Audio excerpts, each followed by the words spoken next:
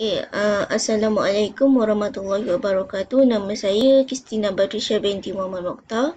Nombor ID 2020615202. Saya akan membentangkan tentang penghuni syurga yang tidak tidur.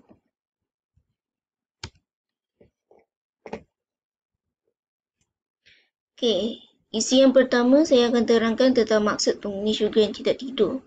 Telah dinyatakan dalam surah Fatih ayat ke-35, dan dari kurnianya di dalamnya kami tidak merasa lelah, yang ini tidak merasa payah. Dekat sini saya dapat simpulkan dekat sini yang penghuni syurga ni dia tidak pernah merasa lelah, yang menyebabkan mereka akan tidurlah dalam syurga. Seterusnya surah ayat Al-Hijr ke-48, mereka tidak merasa lelah di dalamnya dan tidak merasa penat. Sama seperti maksud di atas. Berdasarkan dari kedua ayat Al-Quran yang telah dinyatakan di atas, ia telah menjelaskan bahawa penghuni syurga yang tidak akan tidur ini kerana mereka tidak merasa penat ataupun lelah apabila berada di dalam syurga.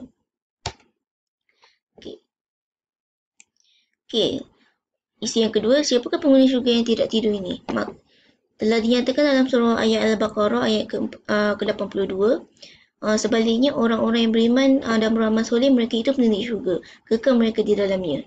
Dekat sini saya dapat tahu yang penghuni syurga ni ialah orang-orang yang beriman dan beramal soleh.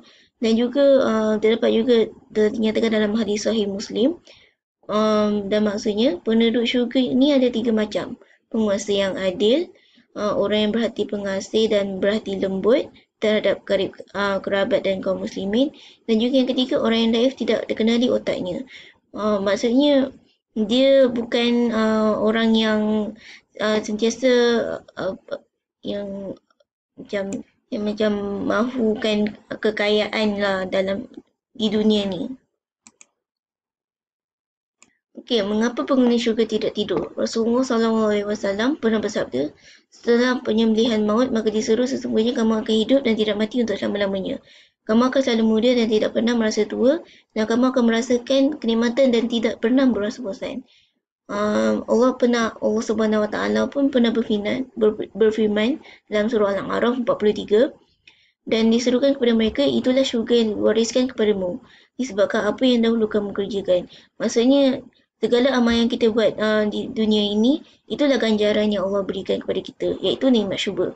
Nikmat syurga yang diberikan kepada penghuni syurga ini atas sebab ketakwaan mereka dalam beribadat kepada Allah di dunia ini. So, mereka yang dapat merasai nikmat syurga ni, dia tidak pernah merasa bosan dengan kenikmatan yang Allah berikan. Isi yang keempat pula, bilakah penghuni syurga yang dikatakan tidak tidur? Telah dinyatakan dalam surah ayat Al-Furqan ayat ke-24, orang-orang mukmin yang menjadi penghuni syurga lebih baik kedudukannya dan lebih bagus tempat istirahat siangnya berbanding ketika di dunia lah.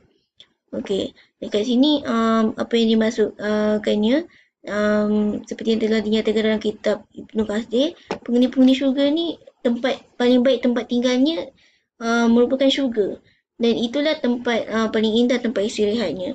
Dan juga dalam kitab Jalan Lain, dia telah menyebut lafaz makila yang berertinya tempat untuk beristirahat di tengah hari yang panas. Bila dia dikatakan tidak tidur adalah pada waktu tengah hari, kerana mereka beristirahat di dalam syurga. Yang kelima pula, tempat bagi penghuni syurga yang tidak tidur pergi. Kemana mereka pergi? Di dalam surah Hud 108, adapun orang-orang yang berbahagia di tempat di dalam syurga, mereka kekal di dalamnya sama ada langit dan bumi, kecuali Rabbmu menghendaki yang lain sebagai kurnia yang tidak putus-putusnya. Apa yang dapat saya faham kat sini, penghuni syurga ni dia akan ditempatkan bersama dengan orang-orang yang mereka cintai dan sayangi ketika mereka di dunia. So, mereka akan bersama-sama di dalam syurga. Yang keenam pula, persoalan tentang penghuni syurga yang tidak tidur. Ia telah diterangkan seperti dalam surah Fatih ayat yang ke-35, yang dimaksudkan secara ringkas bahawa tiada seorang pun penduduk di syurga itu kepenatan maupun keletihan. Walaupun apa yang saya dapat faham dekat sini, kita di dunia ini umur sentiasa bertambah, tetapi di syurga umur sentiasa sama. Seperti yang saya tahu, yang mereka akan kekal pada umur 30-an gitu. Okey, dan penghuni syurga akan sentiasa berada dalam keadaan sihat dan tidak pernah penat dari melakukan pelbagai aktiviti di syurga. Okey, isi yang ketujuh, hubung kait penghuni syurga dan yang tidak tidur dengan sifat penghuni syurga. Okey, sifat apa yang saya dapat faham dekat sini, sifat penghuni syurga ni dia tidak pernah merasa letih. Okey, sebab itulah penghuni syurga ni dia tidak akan tidur. Seperti menurut kitab tafsir Ibn Abbas tentang ayat surah Fatih yang ke-35. Okey, tambahan pula dalam kitab Al-Munir pula Rasulullah pernah bersabda perkara yang sama, bahawa di syurga tidak ada yang namanya kepenatan, keletihan, kelesuan dan juga semuanya menyenangkan, santai dan rileks. Okey, kepenatan di dunia bagi manusia akan digantikan dengan kenikmatan yang tanpa henti di syurga dan juga tidak memenatkan sebagai balasan bertakwa ke atas Allah SWT ketika berada di dunia. Okey, isi yang ke-8 pula, hubungkan antara tidur kailullah dan penghuni syurga yang tidak tidur. Seperti yang telah dinyatakan oleh Said bin Jubair radhiyallahu anhu, dia telah mengatakan, Allah selesai menghitung amalan manusia di pertengahan hari, lalu penghuni syurga istirahat tengah hari di dalamnya. Maksudnya, penghuni syurga ini, meskipun dia tidak tidur, tapi dia beristirahat, iaitu pada waktu tengah hari di dalam syurga. Dan menurut dan tafsiran daripada firman Allah SWT, dan paling indah tempat kailullahnya, dan juga iaitu tempat istirahat siangnya. Okey, apa saya faham dekat sini, kailullah ni dia kita sebagai umat Islam pasti tahu kan, kailullah ni dia akan dilakukan sebelum waktu zuhur. So dekat sini dia sama seperti yang dalam hadis yang telah dinyatakan, yang penghuni syurga ni diistirahat di tengah hari. So waktu zuhur, sebelum waktu zuhur itu adalah waktu tengah hari. So dan juga menurut Anas bin Malik berkata bahawa Rasulullah pernah bersabda, lakukanlah kailullah kerana sesungguhnya syaitan itu tidak berkailullah. Dekat sini kita dapat tahulah hubung kait antara tidur kailullah dan penghuni syurga yang tidak tidur. Tapi mereka beristirahat pada waktu tengah hari, sama seperti waktu kailullah.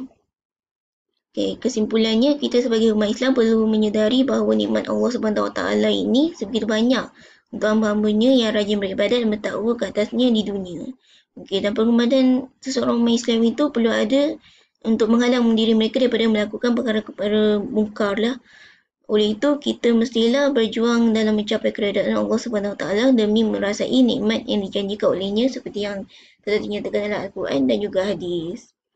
Okey, itu saja.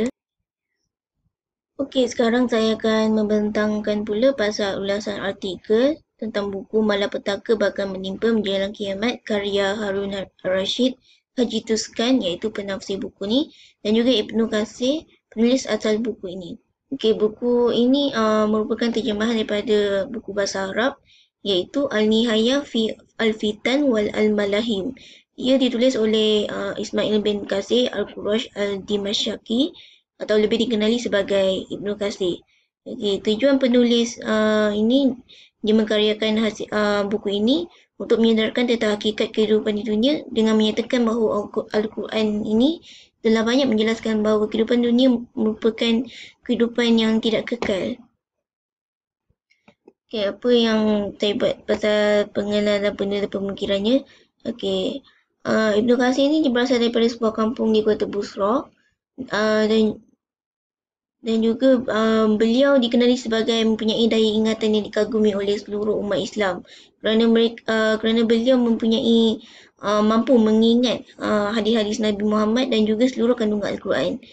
Dan juga nama penulis yang terjemahkan buku ini pula, nama dia Harun Rashid bin Haji Tuskan.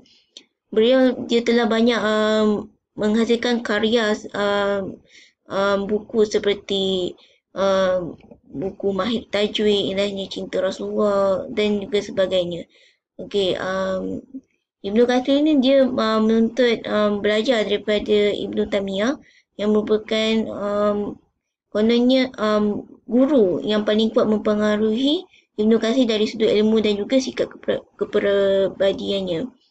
Dan Ibnu Katsir juga memiliki berbagai cabang bidang keahliannya sebagai mufassir, muakhir, muhadis dan sebagainya.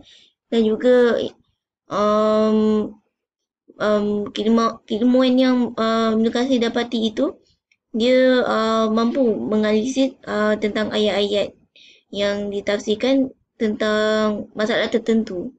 Okey, tentang karya Ibnu Katsir ni, dia terbagi kepada dua sebenarnya, iaitu kitab Al-Bidayah yang menceritakan tentang kejadian-kejadian seperti penciptaan bumi dan langit, dan juga Al-Nihayah. Dia mengabarkan tentang kiamat dan juga tanda-tanda awal yang akan terjadinya kiamat. Dan juga sebahagian besar hadis yang dipaparkan dalam buku ini merupakan hadis yang sahih. Dan juga terdapat hadis hasan dan daif. Dan juga tentang perbahasan tentang hadis daif, Ibnu Katsir ini mencantumkan pelbagai bukti analisis terhadap berita tentang hari kiamat yang tidak benar namun beredar di kalangan masyarakat awam. Dekat sini beliau membahas balik perceritaan yang tidak masuk akal lah. Okey, yang pertama ringkasan buku. Buku ini dia mengisahkan tentang ramalan yang akan berlaku pada masa hadapan seperti kiamat dan juga perkara-perkara gaib. Ramalan tersebut disokong bersumberkan hadis yang sahih yang telah dikumpulkan oleh Ibnu Katsir untuk meyakinkan pembaca tentang kesahihan kejadian tersebut. Dan ia juga bincangkan tentang isu penghuni syurga yang tidak tidur. Okey, dekat sini ada hadis tentang sahabat-sahabat Rasulullah. Dia pernah bertanya, adakah benar penghuni syurga ini tidur? Dan baginda bersabda bahawa tidur ini adalah saudara yang maut dan sungguhnya penghuni syurga ini tidak tidur. Okey, dekat situ dia telah menyatakan tentang isu ini dalam surah Fatih ayat yang ke-35, menjawab persoalan kepada adakah penghuni syurga ini tidur.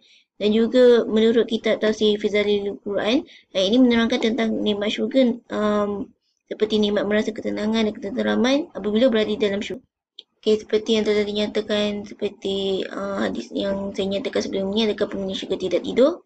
Tapi mereka tidak tidur kerana mereka menganggap tidur ini adalah saudara kematian. Dalam surah Fatih ayat ke-35, dia menguraikan tentang bahawa tiada seorang pun penghuni syurga yang merasa lelah dan merasa lesu apabila berada di dalam syurga.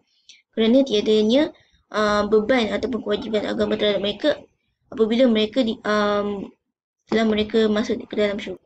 Okay, kekuatan yang saya dapat jumpa dalam buku ini, buku ni dia banyak mengeluarkan tentang hadis-hadis Rasulullah yang telah dikaji oleh para ulama untuk membicarakan tentang isu-isu sekarang ini. Dan juga kelemahan yang saya dapat jumpa ialah dari segi penerangan. Penerangan yang saya masukkan ini, pembaca tersebut dia perlu tahu hadis ini daripada mana ataupun kisah sejarah di sebalik hadis tersebut. Okay, sumbangan yang saya dapat jumpa pula, dia dapat menceritakan banyak perkara yang berlaku pada zaman Nabi, sahabat maupun zaman kini, isu-isu zaman kini dan juga yang akan datang seperti kiamat. Okay, seterusnya kritikan terhadap buku. Buku ini dia saya rasa dia perlu penambahbaikan dari segi konteks kefahaman ayat huraian hadis yang digunakan dalam buku. Okey, sebab untuk lebih memudahkan kefahaman pembaca terhadap isi penyampaian yang cuba disampaikan. So, kefahaman dan memahami setiap isu juga perlu diulaskan dengan lebih terperinci untuk mengelakkan salah faham. So, dekat sini dia perlukan penambahbaikan dari segi yang saya telah nyatakan. Tentang ulasan buku pula, dia saya dapat tahu yang dia banyak menceritakan tentang sejarah-sejarah Islam dan juga meriwayatkan pelbagai hadis melalui sanad yang telah dinyatakan dalam buku dan juga perkara-perkara yang akan berlaku ketika menghampiri kiamat. So, dekat sini banyaklah ilmu yang saya dapat pelajari. Okey, dekat sini impak dia ialah saya dapat mempelajari pelbagai peristiwa tentang sejarah Islam dan juga isu-isu seperti tentang di kiamat dan juga buku ini sebenarnya terdapat juga isu-isu yang terlalu kompleks yang diterangkan oleh penulis itu sendiri.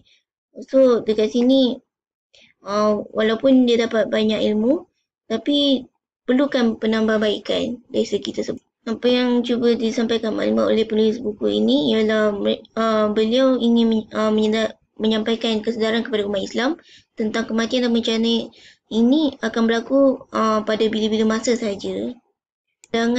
Cadangan yang saya ingin menambah baik tentang buku ini dari sudut kandungan, dia perlu lebih sistematik dan juga sudut penjelasan tentang hadis dan ayat Al-Quran kepada konteks yang lebih mudah difahami oleh pembaca itu sendiri. So kesimpulan yang saya dapat pelajari kat sini, syurga yang kekal pasti akan diduduki oleh orang yang beriman dan bertakwa kepada Allah Subhanahu Wa Taala.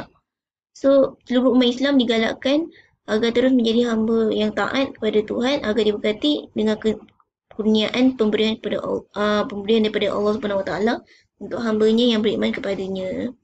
Okey, itu saja daripada saya. Terima kasih.